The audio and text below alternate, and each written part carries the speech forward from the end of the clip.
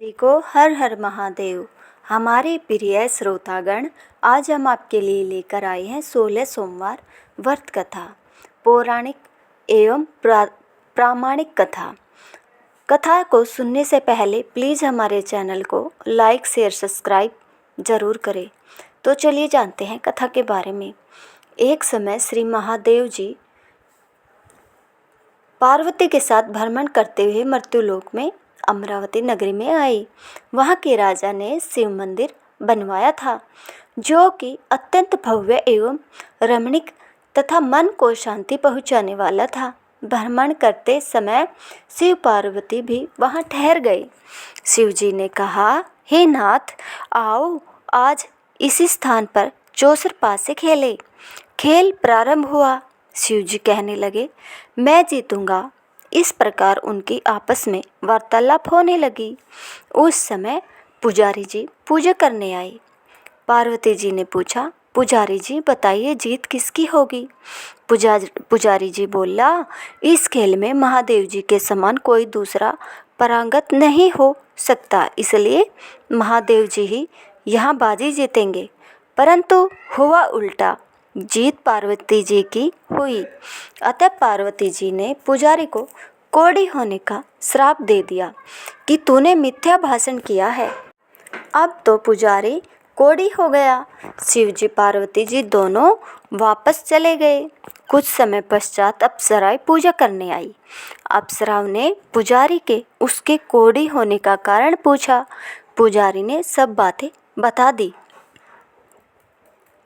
अप्सराएं कहने लगी, पुजारी जी आप 16 सोमवार का व्रत करें तो शिव जी प्रसन्न होकर आपका संकट दूर करेंगे।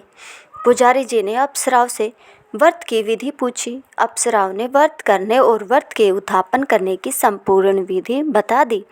पुजारी ने विधिपूर्वक श्रद्धा भाव से व्रत प्रारंभ किया और अंत में व्रत का उद्यापन भी किया। व्रत के प्रभाव से पुजारी जी रोग मुक्त हो गए। कुछ दिनों बाद शंकर पार्वती जी पुनः उस मंदिर में आए तो पुजारी जी को रोग मुक्त देखकर पार्वती जी ने पूछा, मेरे दिए हुए श्राप से मुक्ति पाने का तुमने कौन सा उपाय किया।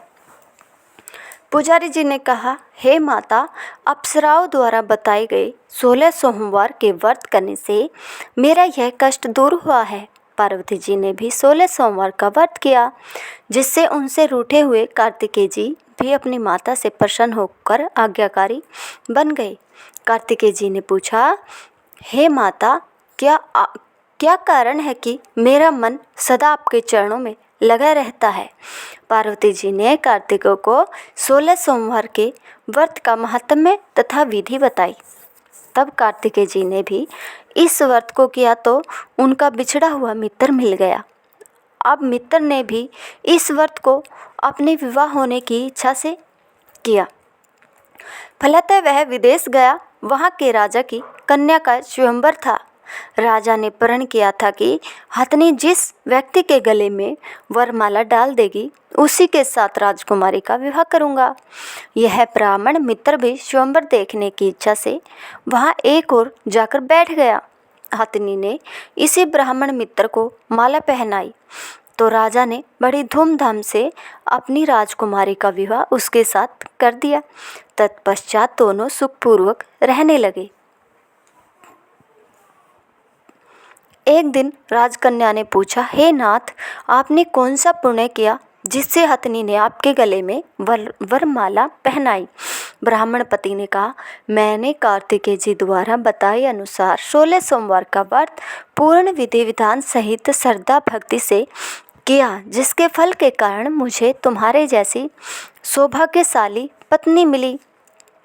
अब तो राजकन्या ने भी सत्य पुत्र प्राप्ति के लिए व्रत किया और सर्वगुण संपन्न पुत्र प्राप्त किया।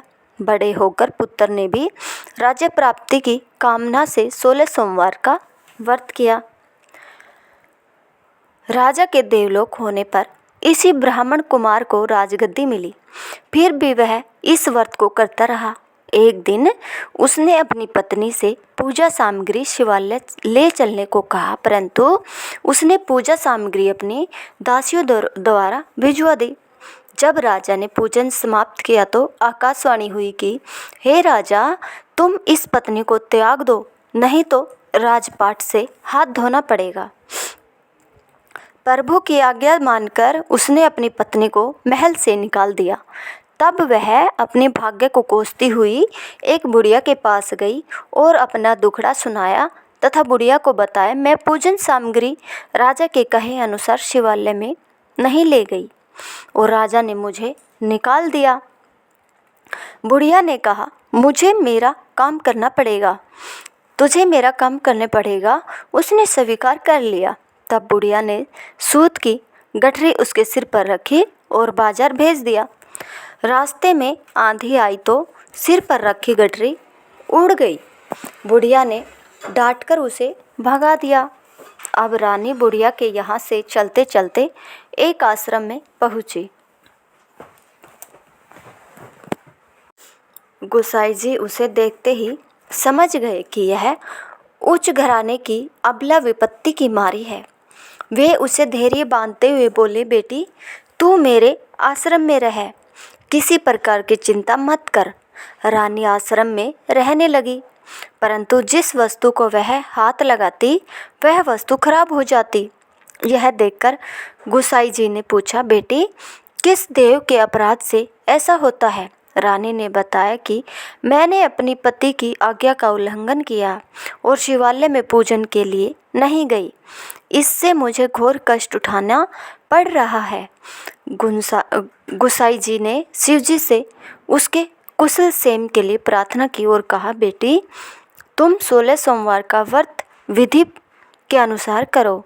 तब रानी ने विधि पूर्वक व्रत पूर्ण किया। व्रत के प्रभाव से राजा को रानी की याद आई और दूतों को उसकी खोज में भेजा।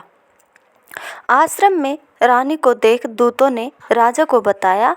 तब राजा ने वहां जाकर गुसाई जी से कहा, महाराज यह मेरी पत्नी है, मैंने इसका परित्याग कर दिया था, कृपया इसे मेरे साथ जाने की आज्ञा दे। शिवजी की कृपा से प्रतिवर्ष 16 सोमवार का व्रत करते हुए वे आनंद से रहने लगे और अंत में शिवलोक को प्राप्त हुए।